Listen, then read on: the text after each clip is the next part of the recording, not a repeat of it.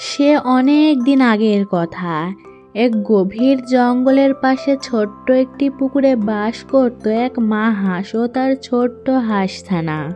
ছানাটি ছিল হাঁসটির চোখের মণি, আর ছানার কাছে তার মা ছিল পৃথিবীর সবচেয়ে নিরাপদ আশ্রয়। পুকুরের জলে সাঁতার কেটে ঘাস খেয়ে গল্প শুনে খুব সুখেই কাটছিল তাদের দিন। কিন্তু একদিন বিকেলবেলা মা হাঁস তার ছানাকে পুকুর পাড়ে রেখে একাই একটু দূরে খাবার খুঁজতে গেল। ঠিক সেই সময় ঝোপের আড়াল থেকে বেরিয়ে এলো এক ধূর্ত শিয়াল।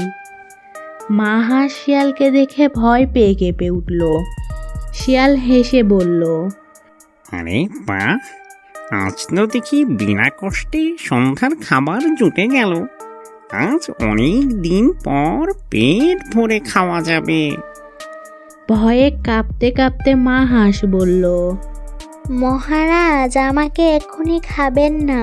পুকুর পাড়ে আমার ছোট্ট একটা ছানা আছে, সে আমার জন্য অপেক্ষা করছে।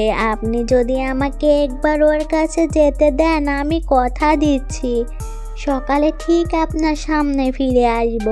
তখন আপনি আমাকে খেয়ে নেবেন।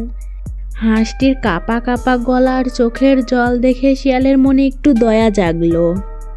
ঠিক আছে, তোকে যেতে দিলাম, কিন্তু মনে রাখিস, যদি ফিরে না আসিস তাহলে আমি তোকে আর তোর ছানাকে খুঁজে বের করে খাবো।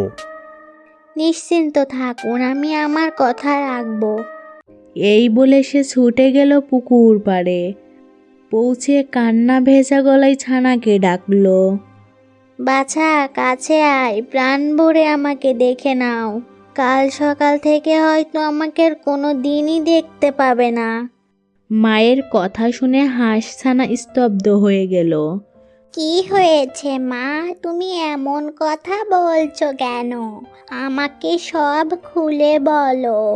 মা হাঁস সব কথা খুলে বলল, শিয়ালের প্রতিশ্রুতি আর আসন্ন মৃত্যুর কথা। সব শুনে ছানাটির চোখে জল এসে গেল। সে বলল, না মা, তুমি মরতে পারো না। যদি মরতেই হয় তবে আমি মরব। কাল সকালে আমি শিয়ালের কাছে যাব, বলবো আমার মায়ের বদলে আমাকে খেতে। ছানার কথা শুনে মা হাঁসের বুক ভরে গেল। এদিকে অসীম কষ্ট, অন্যদিকে মেয়ের জন্য গর্ভে বুক ভরে উঠল। সে বলল, না বাছা, কখনো না। আমি কোনোদিন তোমাকে মৃত্যুর মুখে ঠেলে দিতে পারি না। তুমি এখনো ছোট, তোমার সামনে পুরো জীবন পড়ে আছে। কথা বলতে বলতে রাত কেটে গেল। ভোর হতেই হঠাৎ ছানাটি দৌড়ে বেরিয়ে পড়ল শিয়ালের দিকে। মা হাঁস ছুটল তার পেছনে। ছানাটি শিয়ালের সামনে দাঁড়িয়ে বলল, শিয়াল মামা, আপনি আমার মাকে খাবেন না। আমার মাকে মুক্তি দিন, আর মায়ের বদলে আমাকে খান। আমার মাংস নরম, আপনি খেয়ে খুব আনন্দ পাবেন। ঠিক তখনই হাঁপাতে হাঁপাতে মা হাঁস এসে বলল, না মহারাজ, আমার ছানাকে খাবেন না। ও তো একেবারেই শিশু, ওর শরীরে তেমন মাংস নেই। আপনি আপনার কথা অনুযায়ী আমাকেই খান। মা আর ছানা কেউই ভয় পাচ্ছে না। দেখে শিয়াল অবাক হয়ে গেল। সে মনে মনে ভাবল, সবাই তো মৃত্যুকে ভয় পায়, কিন্তু এরা কেন পাচ্ছে না? নিশ্চয়ই এটা মায়ের নিঃস্বার্থ ভালোবাসা। আমি চাইলে এখনই তোমাদের দুজনকেই খেতে পারি, কিন্তু তোমাদের এই ভালোবাসা আমার হৃদয় নাড়িয়ে দিয়েছে। এই ভালোবাসা ধ্বংস করার মতো নিষ্ঠুর আমি হতে পারি না।